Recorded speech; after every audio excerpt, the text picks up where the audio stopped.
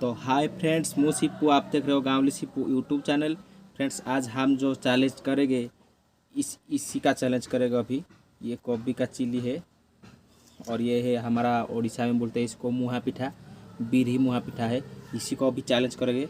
इसी को कितना सेकंड में हम खा सकते हैं, इसी को अभी चैलेंज करें। ठीक है, चलिए स्टार्ट करते हैं। 1 2 3 स्टार्ट।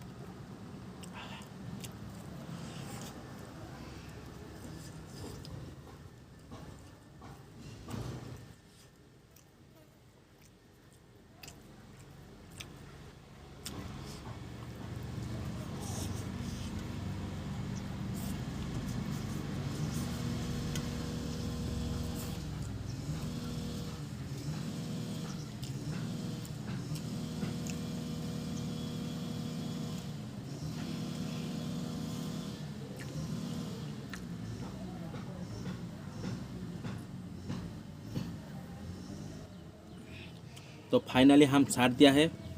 ये जो एक बचा है ये हमारा छोटा भाई खाएगा।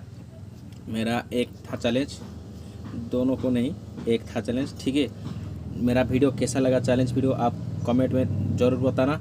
उसके लिए अगले वीडियो आने के लिए जाते हैं। जय हिंद।